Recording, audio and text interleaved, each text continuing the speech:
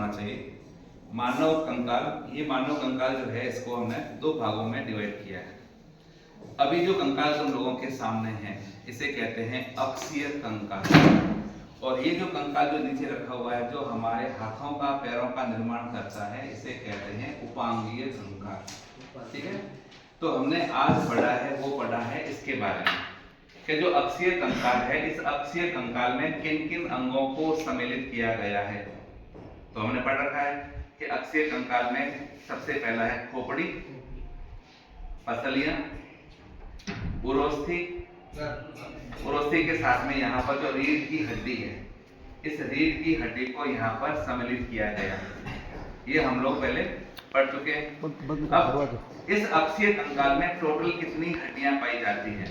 तो इसमें पाई जाती है टोटल 80 हड्डियां पाई जाएगी, जिसमें 22 हड्डियां होती है वह है खोपड़ी में, 12 जोड़ी होती है पसलियां, उपास्थि होती है, और शेष होती है वो यहाँ पर पाई जाने वाली कशेरुकाएं होती है।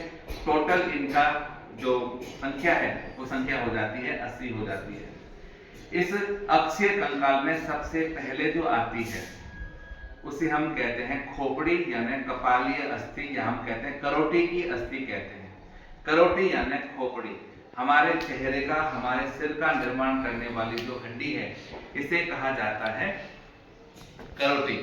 इस करोटी को हमने दो भागों में बांटा है। ये करोटी के अंदर 22 हड्डियां पाई जाती है। कितनी होती है? 22। इन 22 हड्डियों को हमने दो कैटेगरी में बांटा है। पहला जो खोपड़ी की छत का निर्माण करती है, जो कपाल का निर्माण करे उसे कहते हैं कपालीय अस्थियां। बाकी जो चेहरे का निर्माण करती है उसे कहते हैं आननी अस्थियां कहते हैं। आनन यानी चेहरे का निर्माण करने वाली अस्थियां। बचपन में बच्चा जब जन्म लेता है तो उसके कपाल की हड्डियां जो होती है पूर्ण रूप से विकसित नहीं होती है, पूर्ण रूप से बनी हुई नहीं होती है।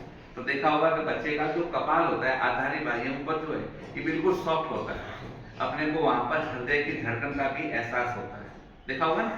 तो अब 8 कपालीय अस्थियां जो होती है भ्रूण अवस्था में अलग अलग होती है, लेकिन बच्चे के जन्म के पश्चात ये अस्थियां आपस में मिलती है और एक कठोर आवरण का निर्माण करती है, इसे कपाल कहते हैं।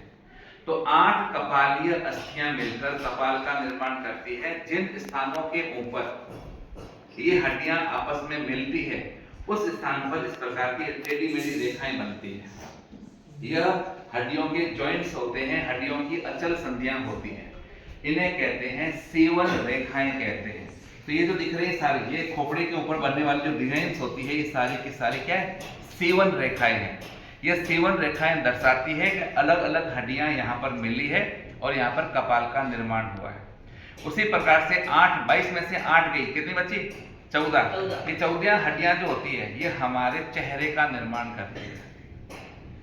अब इन 14 हड्डियों में एक हड्डी जो हमारे निचले जबड़े के पास में यहाँ पर एकल रूप से पाई जाती है उसे कहते हैं हनु यानी हाइड अस्थि कहते हैं। हनुमान का नाम, बजरंगबली का नाम हनुमान पड़ा था। क्यों पड़ा था? कि जब वो सूर्य का भक्षण करने के लिए सूर्य के पास गए थे, सूर्य का भक्षण कर लिया था, सूर्य को सेव समझकर खा लिया था, तब इंद्र भगवान ने अपने वज्र का प्रहार कराया था जिससे उनके यहाँ की हड्डी यानी यहाँ पर जो हनु है ये हनु टूट गई थी। इस कारण से उन्हें हनुमान कहा गया था। तो कहां पर होती है? यह हमारे निचले जबड़े के अंदर की तरफ होती है, एकल अस्थि होती है। इसी प्रकार से 3 और 3 6 अस्थियां हमारे बाएं और दाएं कान के अंदर पाई जाती है। उन्हें कहा जाता है कर्ण अस्थियां। उन्हें कहते हैं मेलियस, इंकस, स्टेपिस। बाहर की तरफ मेलियस है, बीच में इंकस होती है, सबसे अंदर की तरफ होती है वो है स्टेपिस होती है। तो मेलियस, इंकस, स्टेपिस ये 3 अस्थियां पाई जाती है हमारे कानों के अंदर, और यहाँ पर हमारे पूरी खोपड़ी का निर्माण होता है। हमारा ऊपरी जबड़ा जो होता है और निचला जबड़ा है इसके ऊपर दांत पाए जाते हैं जिसकी सहायता से हम भोजन का पाचन करते हैं। तो दांत अस्थि के अंदर नहीं आते हैं, याद रखना है, ठीक है ना, वो अलग होते हैं। अब ऊपरी जबड़ा जो है यह हमारे कपाल से जुड़ा हुआ है, अतः ऊपरी जबड़े के अंदर गति नहीं होती है, जबकि निचला जबड़ा गतिशील होता है, यह स्वतंत्र होता है, जिसकी सहायता से हम बोलते हैं, भोजन का भक्षण करते हैं, भोजन को खाते हैं। ये जो हमारी खोपड़ी है इस खोपड़ी के पृष्ठ भाग में यहाँ पर पाए जाते हैं जो गड्ढा है, यहाँ पर ये 2 भार पाए जाते हैं, 1 और 2 भार, इन्हें कहते हैं अनुकपाल अस्थिकंद कहते हैं। यह अनुकपाल अस्थिकंद हमारे मेरु रज्जु के साथ में यहाँ पर क्या करते हैं, संधि बनाने का काम करते हैं। जो संधि यहाँ पर बनती है उसे कहते हैं धुराग्र संधि कहते हैं, जिसके कारण से हम अपने सिर को दाएं बाएं ऊपर नीचे आराम से घुमा सकते हैं। यानी सीमित मात्रा में हम अपने सिर को दाएं बाएं घुमा सकते हैं, ऊपर नीचे घुमा सकते हैं और गोल गोल घुमा सकते हैं, लेकिन सीमित मात्रा में घुमा सकते हैं। हमारे शरीर के पश्च भाग में यानी इस कपाल के पश्च भाग में यहाँ से निकलती है यहाँ से मेरुदंड यानी कशेरुक दंड निकलता है। यह कशेरुक दंड हमारे शरीर को सीधा रखने में सहायता करता है। यह 26 इकाइयों के द्वारा मिलकर बना होता है। कितनी इकाइयां होती है? 26 इकाइयां होती है। इन 26 इकाइयों के अंदर टोटल 33 कशेरुकाएं पाई जाती है। अंतिम कशेरुकाएं जो नीचे की तरफ होती है, ये सेक्रमी और अनुत्रिक, ये कशेरुकाएं जो होती है ये आपस में ज्वाइंट हो जाती है और ऊपर की सारी कशेरुकाएं यहाँ पर स्वतंत्र होती है।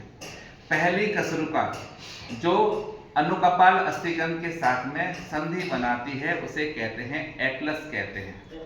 ये जितने भी कशेरुकाएं होती है अंदर से खोखली होती है, अंदर से वहां पर खाली स्थान पाया जाता है, उसे कहते हैं तंत्रिकीय नाल कहते हैं। तो इस तंत्रिकीय नाल के द्वारा ही हमारे मस्तिष्क से आने वाली मेरुरज्जु इस मेरुदंड के अंदर यानी कशेरुक दंड के अंदर सुरक्षित रहती है।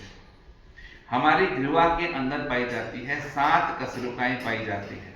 यह 7 कशेरुकाएं सभी स्तनधारी प्राणियों की गर्दन में समान रूप से पाई जाती है।